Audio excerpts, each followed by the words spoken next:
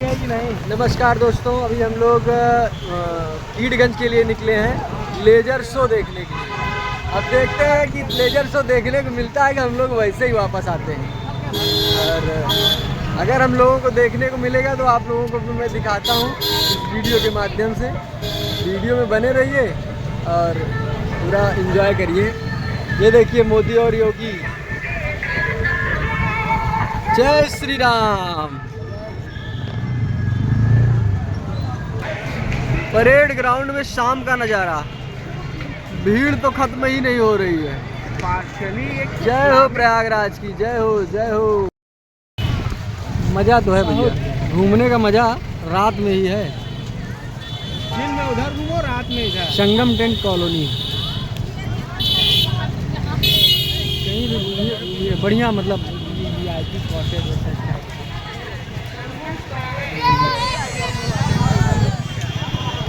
श्री सुख सागर food court. इस बार वैसा कुछ नहीं है क्या जो खादी आश्रम की वो लगती है। और आगे चलिए, वहाँ से बाएं वाले रोड से निकलिए। मेले में झूले का जो भी आनंद लेना है आप लोगों को, सीधा परेड ग्राउंड डाक करके कीटगंज साइड में आ जाइए। सारी चीज़ें इसी साइड में हैं। जय हो जय हो। चलें देखें, अब बहुत सुंदर बनाया गया इस बार भैया। झूला इस बार कलर किए हैं, ये नहीं कि खाली। लेजर शो के लिए हम लोग बढ़ गए हैं नए पुल से नीचे से। एडीसी कॉलेज होते हुए हम लोग जा रहे हैं। जिनको भी लेजर शो देखने जाना है वो इसी रास्ते से जाए, मनकामेश्वर महादेव मंदिर के बगल वाले रास्ते से।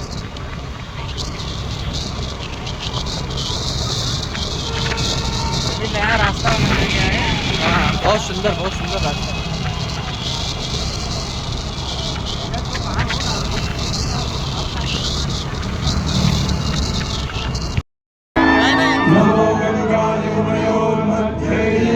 लेजर शो का आप लोग आनंद लीजिए।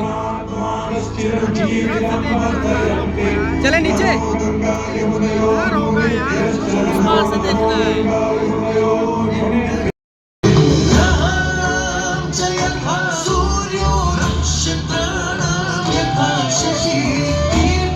देख रहे हैं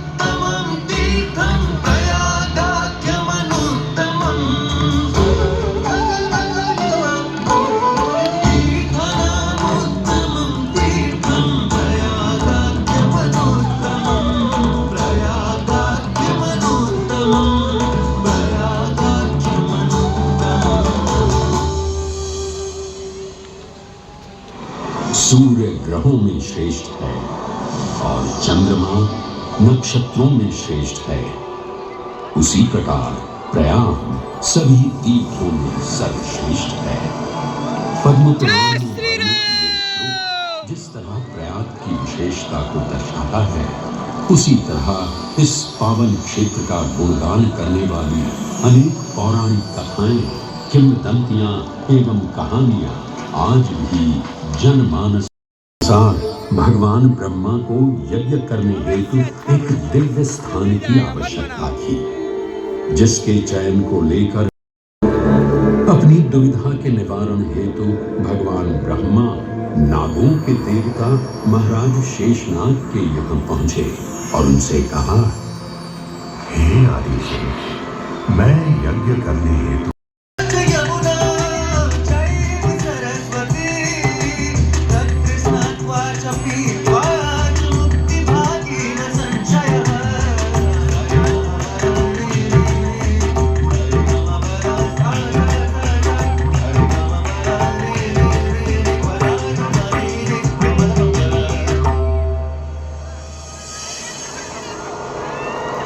प्रयाग में गंगा, यमुना और सरस्वती जैसी तीन सबसे पवित्र और पूजनीय नदियों का दिव्य संगम होता है।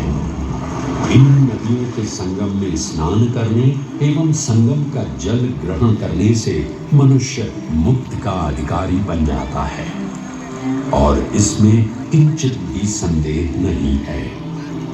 ब्रह्म पुराण में ब्रह्मा जी भी कहते हैं कि प्रयाग में सरस्वती जी अदृश्य रूप में आकर गंगा जी से मिलती हैं। इसलिए इस क्षेत्र को सरस्वती तीर्थ संगम भी कहा गया है। सरस्वती नदी के अदृश्य रूप से मिलने के पीछे भी एक पौराणिक कथा सुनने को मिलती है। ऐसा माना जाता है कि बद्रीनाथ क्षेत्र की गुफाओं में जब वेद व्यास जी भगवान गणेश को महाभारत की कथा सुना रहे थे, तब उस क्षण सरस्वती जी हिम शिखरों से टकराते हुए अपना मार्ग बनाती हुई बड़ी ही तीव्र गति से बह रही थी। सरस्वती नदी के इस तेज बहाव से उत्पन्न होने वाली तेज ध्वनि वेद व्यास जी का ध्यान भंग कर रही थी। इसलिए महर्षि वेद व्यास जी ने सरस्वती जी से वेग और ध्वनि को कम करने का आग्रह किया, परंतु उनके अनुरोध उपरांत भी जब सरस्वती नदी के वेग एवं ध्वनि में कोई कमी नहीं हुई, तो उन्होंने क्रोधित होकर सरस्वती जी को श्राप दे दिया और कहा कि वे अब धरती के भीतर यानी कि पाताल लोक में प्रवाहित होंगी। तब से ये माना जाता है कि हिम शिखरों से उद्गमित हुई सरस्वती नदी उत्तराखंड के माना गांव से आगे अपने अदृश्य रूप में प्रवाहित होती है।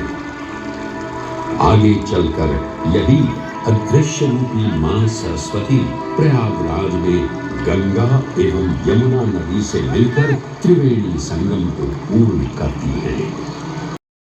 हमें वेदों एवं पुराणों में भी मिलते हैं, जिनमें वर्णित है सुरों असुरों द्वारा हुआ समुद्र मंथन। अमृत प्राप्ति के लिए सुरों और असुरों ने एकजुट होकर क्षीर सागर का मंथन किया, जिसके संदर्भ में पुराणों में विभिन्न कथाएं देखने को मिलती हैं। उन्हीं कथाओं में एक कथा महर्षि दुर्वासा और इंद्रदेव से संबंधित है। इस कथा के अनुसार ऋषि दुर्वासा ने इंद्रदेव से प्रसन्न हो उन्हें पारिजात पुष्पों की एक दिव्य माला भेंट की, जिसे इंद्रदेव ने साधारण पुष्पों की माला समझ स्वयं धारण न कर उसे अपने वाहक गजराज ऐरावत के मस्तक पर रख दिया। पल भर में गजराज ने वो माला धरा पर गिरा उसे अपने पैरों तले रौंद दिया। ऋषि दुर्वासा से ये अपमान सहन न हुआ और उसी क्षण क्रोधित हो उन्होंने इंद्रदेव को श्राप दे दिया। हे अहंकारी इंद्र, तेरा इतना दुस्साहस कि तूने मेरा अपमान किया। जिस वैभव एवं शौर्य पर तू इधर आ रहा है, क्षण भर में ही तेरा ये वैभव, प्रतिष्ठा, शक्तियां सब नष्ट हो जाएंगी। मैं अत्रि पुत्र दुर्वासा समस्त देवगणों को चीरहीन होने का श्राप देता हूं।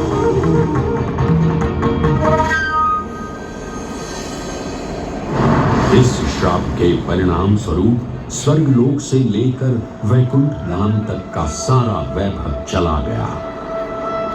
जहां स्वर्गलोक में सभी देवता अपना वैभव एवं शक्तियां खो चुके थे, वहीं वैकुंठ धाम में मां लक्ष्मी भी क्षीर सागर की गहराइयों में चली गई। उनके जाते ही सृष्टि का संतुलन बिगड़ने लगा एवं असुर राजा बलि ने तीनों लोक अपने अधीन कर लिए। ये सब देखकर सभी देवतागण अपने श्राप के निवारण हेतु भगवान विष्णु की शरण में जा पहुंचे और कहने लगे, हे पालनहार, हे स्वामी, अब आप ही हमें इस श्राप से मुक्त होने का मार्ग बता सकते हैं, अन्यथा हम अपनी शक्तियों से सदैव वंचित ही रहेंगे और युद्ध में कभी भी असुरों का सामना नहीं कर पाएंगे। हे देवराज, ऋषि दुर्वासा के श्राप से सभी देवतागण जीवन मृत्यु के काल चक्र में बंध चुके हैं। इस काल चक्र एवं श्राप से मुक्त होने के लिए अब केवल एक ही मार्ग शेष है, और वो है समुद्र मंथन। इस समुद्र मंथन से निकलने वाले रत्न ही आपके खोए हुए यश, वैभव और कीर्ति को पुनः स्थापित करेंगे। परंतु आपको इस मंथन के लिए असुरों के बल की भी आवश्यकता होगी, क्योंकि उनके बिना यह समुद्र मंथन संभव नहीं है। जैसी आपकी आज्ञा प्रभु, हम असुरों के साथ समुद्र मंथन करने के लिए तैयार हैं। देवताओं हलाहल विष उत्पन्न हुआ।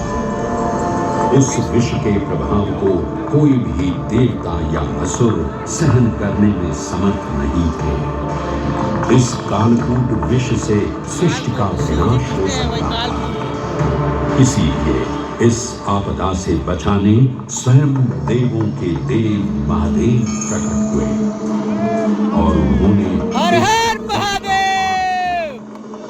ये सब देख मां पार्वती ने विष को भगवान शिव के कंठ तक ही रोक दिया। इस कालकूट विष के प्रभाव से महादेव का कंठ नीला पड़ गया और तभी से उन्हें नीलकंठ के नाम से भी जाना जाने लगा।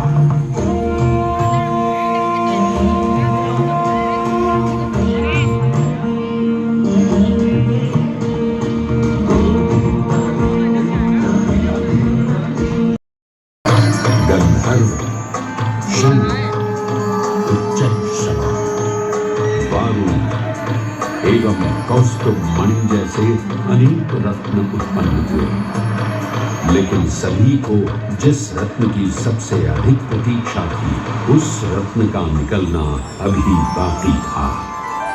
अंततः आयुर्वेद के देव धन्वंतरी अपने हाथ में अमृत कुंभ लिए प्रकट हुए। अमृत कुंभ पाने की लालसा में सुरों और असुरों के मध्य एक घमासान युद्ध आरंभ हो गया।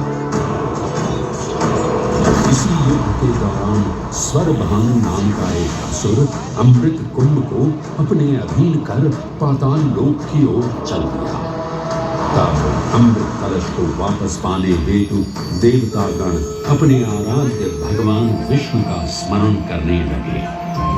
तदोपरांत भगवान विष्णु एक सुंदर अप्सरा मोहिनी का रूप धारण कर पाताल लोक पहुंचे, जिसे देख सभी असुर सम्मोहित होने लगे।